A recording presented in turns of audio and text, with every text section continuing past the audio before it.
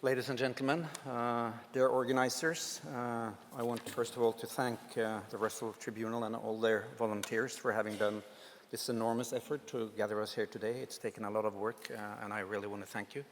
I want to thank the Tribunal for your efforts and for the honorable privilege of being a witness today. I think what we just heard from Ashraf Masharawi, my brother and good friend, and from Mohammed Omar is the important thing today. It is to listen to the voices of the Palestinian people. I am not the voice to be listened to. It is the true voice of the Palestinian people who is, first of all, able to encounter and to tell us the narrative of the Palestinian people. I am here by proxy. I'm trying to be a voice for the voiceless. But Mohammed Omar and the three others who are actually going to come here today are the true dangers for the Israeli government, because they can give you all the facts from the reality of the oppression and the colonial project that Israel today is. 75% of those who were presumed to attend here today from Gaza were denied exit from Gaza. 1 out of 4 came out, and that was Mohammed Omar. And they were all 4 going to the border at the same time. And the only reason why Mohammed got across was that he switched passport from his Palestinian passport to his Dutch passport, which is a graphic illustration of the current apartheid regime that Israel is exercising against the Palestinian people. 75% of those who should attend here from Palestine today, from Gaza, are still detained in Gaza. So what about the lifting of the siege? What about the progress? What about the peace talks? What has been gained? In fact, it's pretty much status quo, or maybe even worse. These are my disclosures. I'm used to have disclosures when I speak in the United States, and I think it's important to know our background as witnesses. I've been working with medical solidarity with the Palestinians since 1981, and I've been in Gaza during the last 4 attacks. People tend to forget Operation Summer Rain in 2006. I was there in 2009, 2012, and now recently during the last attack, the last onslaught. And I've been given the task today to talk about the targeting of health facilities, and I'll try to do that by sharing with you some of my own experiences and go through the documentation that is readily at hand, because there is a lot of documentation, not only from journalists, but from really important sources. This is the entrance to what used to be the Mohammed al-Dorra Pediatric Hospital, which was one of the many hospitals attacked and destroyed and incapacitated by the Israeli attacks. This is an ambulance in Shaya, and this is one of the many public servants who have been attacked. He was a firefighter trying to pull out a fire close to the beach, and he himself, his vehicle, and also the ambulances trying to support the mission were attacked. These are my key sources, and I'd like to underline that if you really want to know what's going on, in particular the OCHA OPT reports, which are coming weekly, and the humanitarian updates are extremely important and valid sources of information with quality assured numbers. And there is no reason to sort of not believe these numbers, because they are going through a very harsh process of quality assurance. WHO, UNRWA, UNDP, UNICEF. I'd like to pay tribute to all the local field officers, the field workers in Gaza, also the journalists like Mohammed, because they are really risking their lives to gather information. And I think we are far too ignorant about using these sources in order to validate our conclusions. The Minister of Health, of course, their reports, then witness accounts and accounts from Palestinian journalists, patient stories, and my own personal observations and my research. So these are 2 examples of brilliant sources from the UN. This is the very recent initial rapid assessment from the UN OCHA. It's a saturated report, lots of documentation and numbers. These are this is just one example of what is called humanitarian snapshot, which are issued by OCHA. This is up till the 29th of August. And you can see here are the day-by-day numbers of killed. Here are the day-by-day families being attacked, with more than 3 per family killed in a single attack. This is a new feature of the attack this time, that we're actually exterminating whole families systematically. So there is no reason that the world can say, or we can say, or the governments can say we don't know, because we know. This is the latest WHO situation report, which I will use to document the attacks on the hospitals and primary healthcare services. All of this available online. All of this are in the offices of all the world's foreign ministries. Everybody knows what's going on. The huge moral, medical, and political challenge today is, of course, Israeli impunity. They can do what they want, as Ashraf Masharawi said in his greetings. We failed the international community in 2009, in 2012, and if we fail again, this will continue as a nightmare. I've written a report myself. I was in Gaza 3 weeks prior to the last attack on a mission for UNRWA, and I surveyed the civil sector, the public services, and the healthcare sector, and I'm happy to give the Commission a copy of that report. And I just returned home to Tromsø in Norway when the last attack started, and I went back again. Minister of Health resources, I'd like to point out this resource, which came every day at about between 3 and 5 o'clock in the afternoon, every day for 50 days. And it sums up the number of killed and the number of injured. Here you have a total of 2,016 killed, 10,193 injured, and this is at 3 o'clock on the 17th of August. Again, the world knows these reports are spread all over to all international bodies, ICRC and so on and so forth. So the documentation is quite extensive, to put it least. The context of hospital damage in a mass casualty medical disaster is important to understand, because when you have an unbalance between the capacity to treat the wounded and the flow of wounded, the amount of wounded, of course you will increase mortality. This is what we call a mass casualty or a medical disaster, when this capacity to treat is less than the need for treatment. Normally, we see these situations in disasters, in natural disasters, like Haiti or in earthquake or in tsunamis. But everything we see in Gaza is 100% man-made, deliberate, executed, and controlled by the Israeli government, the Israeli army, with full support from the US. Let's have a look at some examples. This is actually from one of the UN OCHA snapshots. It's summing up 11,231 wounded. Among them, 3,500 children, 3,500 women, almost 500 elderly. These are the injured who need, at some level, some sort of medical support. Treatment, maybe surgery, maybe just being looked at, maybe they can walk home again, but they are injured. Now, in the same report, you have this one showing that 62 hospitals and clinics have been damaged. Now, of course, this will be a huge imbalance in a system that has been deprived of supplies, renewing, upgrading, training, everything for 7 years. So what I documented in the report I wrote before the attack was that the public healthcare sector, hospitals, primary healthcare system, was actually down on its knees before this attack started because of the siege. And then on top of this comes two things. Number one, the huge influx of wounded that we have seen some examples of, and the destruction of the capacity of the medical system. It's unbelievable. And it's unbelievable that the state of Israel gets away with it. Of the 32 hospitals and 97 primary health clinics that have been monitored, 17 hospitals and 58 clinics, that is primary healthcare clinics, reported damage ranging from broken windows to total destruction. That is actually, ladies and gentlemen, 53% of the hospitals and 60% of the primary healthcare clinics, deliberately being damaged. This is Shifa Hospital. This is the surgical block where I usually work, together with my distinguished colleague, Mohammed Abu Arab, who will speak after me, and Erik Fosse. We worked there together also during the 2009 attack. And we wrote a book about that, which is called Eyes in Gaza, if you'd like to hear the account. But here, make no mistake, there are people who never, ever will give up.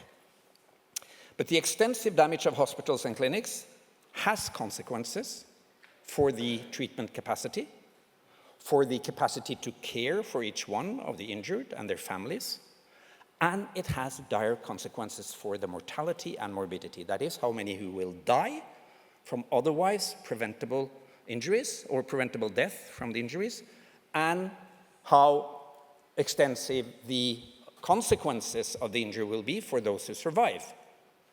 So both death and physical capacity after the injury will be affected by lack of capacity. Make no mistake, I am not a hero. The heroes are the staff in the hospitals and the pre-hospital medical services in Gaza. They have my extreme admiration and respect. They are never leaving their posts. Don't forget that the staff in the public healthcare sector in Gaza has been denied normal payment, normal wages for 1 year now. The last 5 months, they have had 0 salaries. Before that, they had 50% salaries due to the fact that Israel, together with the US, allowed a blockade of the payment of the public servants in Gaza, 44,000 people, for a year. They are going to work for nothing, and still they go to work. If you want to learn about discipline, about moral, and about sacrifice, go to Gaza. That's where it's living, and that's where these people are standing tall as we are speaking.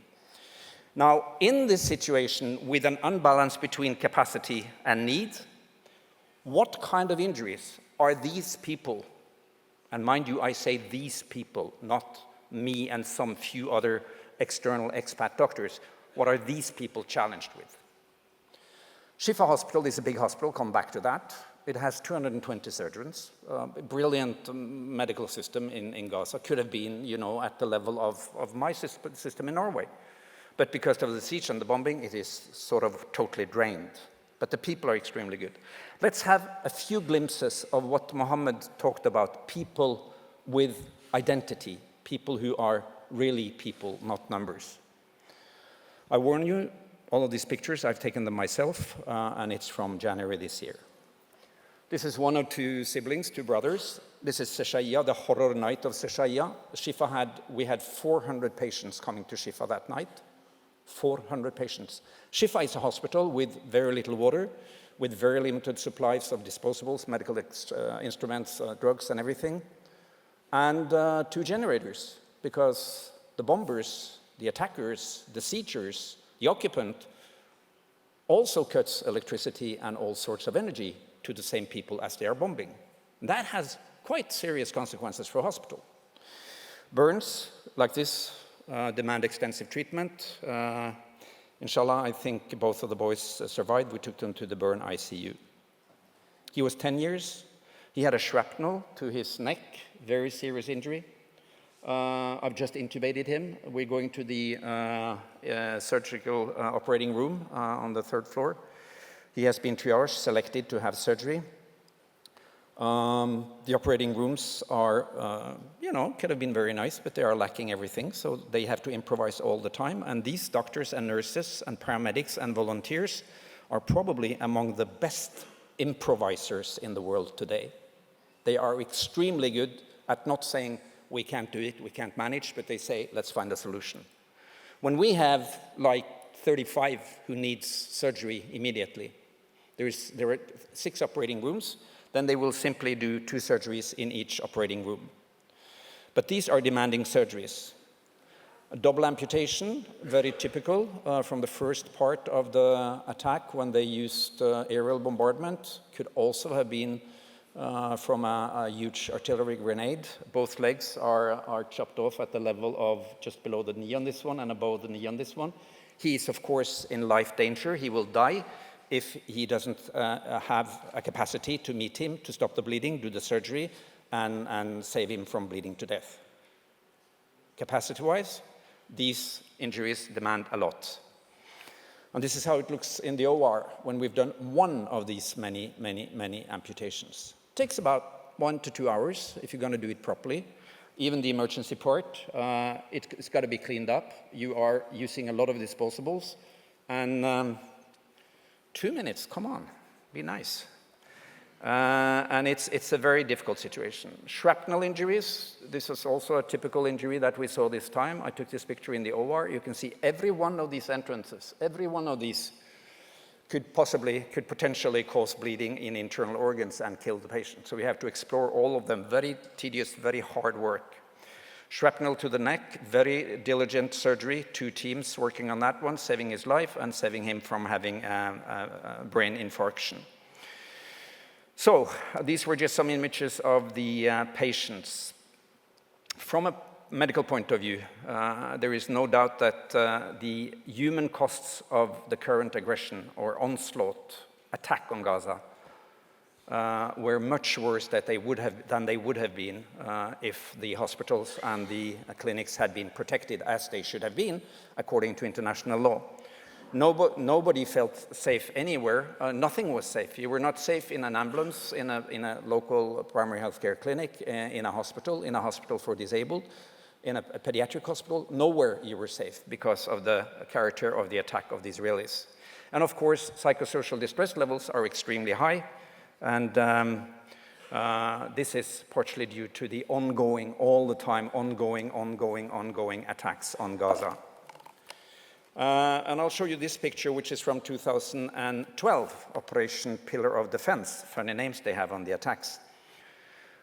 If you are 8 years today and born in Gaza, you have sustained 4 Israeli attacks, 2006, 9, 12, and 14.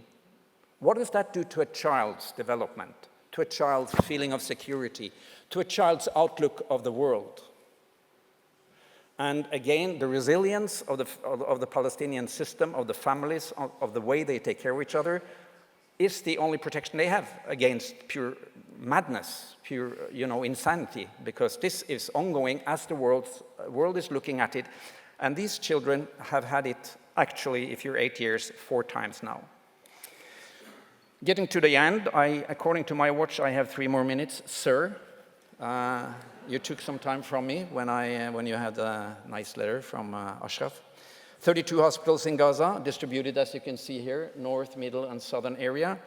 And 17 of the 32 hospitals were damaged. 6 were closed. This is the official list. This is the official list of hospitals being damaged and destroyed. This is the map from UN. You can see here how intensely the health facilities around Gaza were hit and destroyed, and around Qusar and the southern parts and Rafah. All of these hits, all of these attacks are against international law. And as of September 3rd, still 20% of the hospital capacity is lacking in Gaza, with all the consequences it has. Primary health care, pretty much the same. All these clinics listed here were totally destroyed. And of course, this raises concern for the primary healthcare services of the local population, having hypertension, psychiatric problems, diabetic foot, whatever you have that needs to see a primary healthcare doctor. With this enormous destroying of primary healthcare resources, of course, they also destroy people's health. And to finish up, the ambulances. This is a firefighter who was hit next to an ambulance down at the beach. He's sweating, he's very scared, of course, he was almost killed.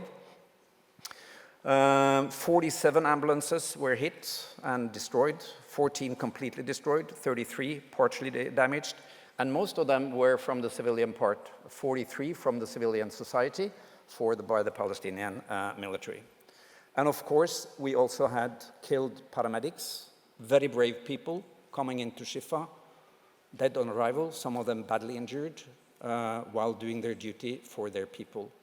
Nobody has been punished in Israel for the attacks on the health facilities in 2006, 9, 13, and probably will not be in 14.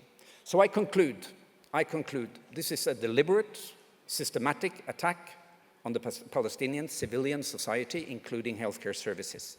This is the doctrine go live. As the commander Yoav Gallant said on the second day of the onslaught during Cast Lead, he said, the aim of the Israeli attack should be to send Gaza decades into the past, while at the same time attaining the maximum number of civilian casualties and keeping IDF casualties at the minimum.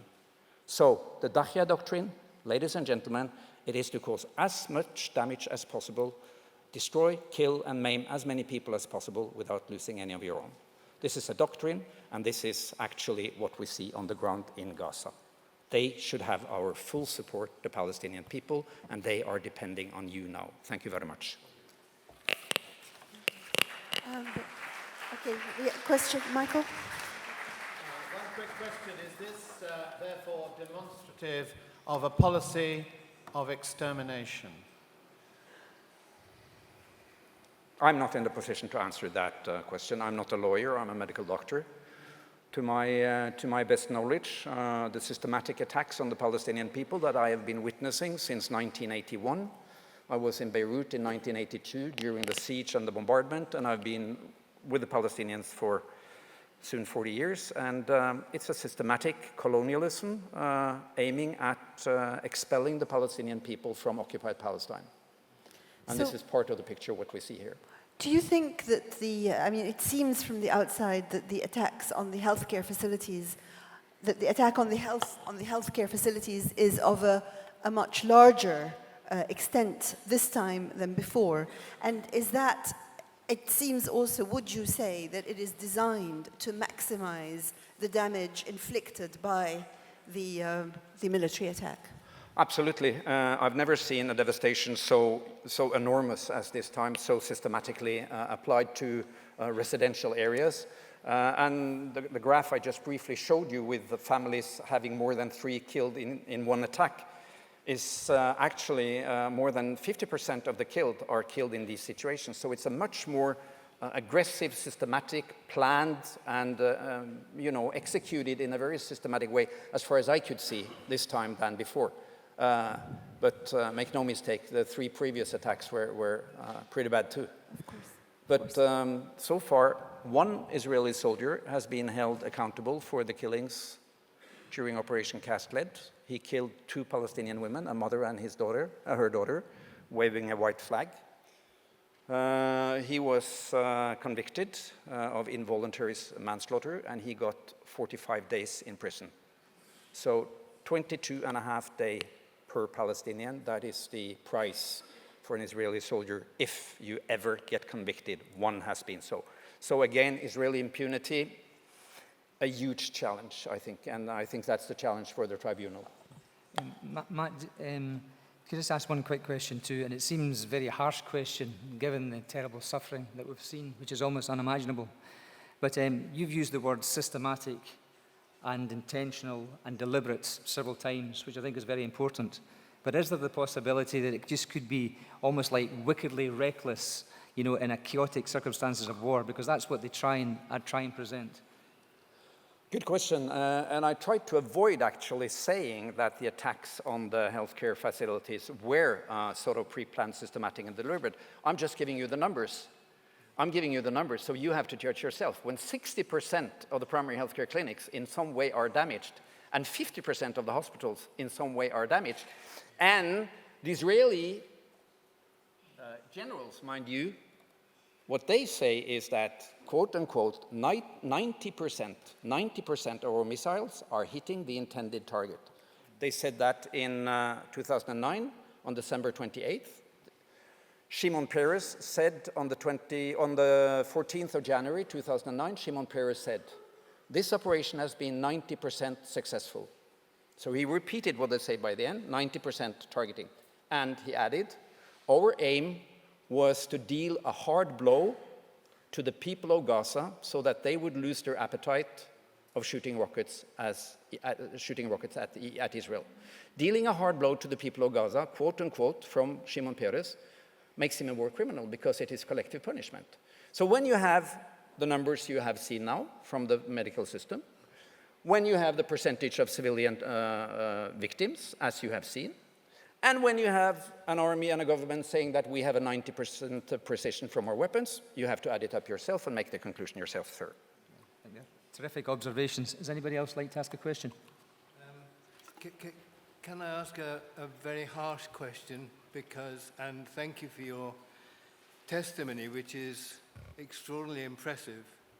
But we will have heard ad nauseam the Israeli spokesman say that they attacked facilities where there were rockets being sent.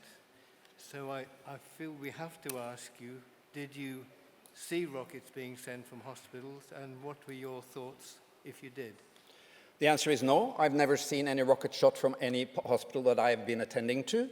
Number two, I've never seen any soldiers in the hospital, be it Fatah or Hamas soldiers, and I've been in Gaza through both the regimes. I don't support Hamas, I don't support Fatah, I don't support any Palestinian faction. I support the Palestinian people and their right to resist occupation and their right to choose their leaders as they see them fit. So that's my basic provision. At the same time, I respect the Geneva Convention, and if any time I would see any armed person inside Shifa Hospital, I would ask him to leave. The only exception is that there was police, heavy police presence outside the entrance to the emergency, which was needed to have crowd control and controlled with the media. Other than that, no shooting from the compounds and no shooting, of course, inside the hospital. And all this rhetorics about the hospitals being used as headquarters for Hamas, I have not seen any proof of that. But of course, when you are in Gaza, it's extremely confined. We heard Palestinian rockets going out all the time, of course. And they went out from here and there. Never from the hospital compound. There is one report from a Finnish reporter who has been quoted widely by the Israelis. She has been very clear on the internet saying that she cannot prove that that rocket came from the hospital compound, but it might have come from outside down towards the sea. And she is very strong in her statement that she does not want to be taken as a sort of a proof of rockets being shot from Shifa Hospital. So the answer to this is absolutely no. And if I might add one thing, this question about human shields. We know there are numerous examples of the Israelis using Palestinians as human shields in the true sense. But if you know Palestinian culture and the Palestinian family values and their religion, nobody in Palestine, no family, no village, nobody would accept that any Palestinian fighter would take a man, a woman, a child in front of them to do any military advance. It's simply impossible. So all this rhetorics about taking, the Palestinian civilians as human shield, it's utter nonsense. And if anybody has done that, it is the Israeli army, which has actually been proven. And if they wanted to have a fight, man to man, a less cowardish type of struggle than it is to bomb people who are incarcerated, why didn't they open the border and let the civilians just flee and then take the struggle? They keep them incarcerated, they keep them in the ghetto, and they bomb them at the same time, and they deny them every type of escape. It's horrendous. Thank you. Thank you so much, Dr. Gilbert. Thank you. You've given us a lot to think about. Thank you.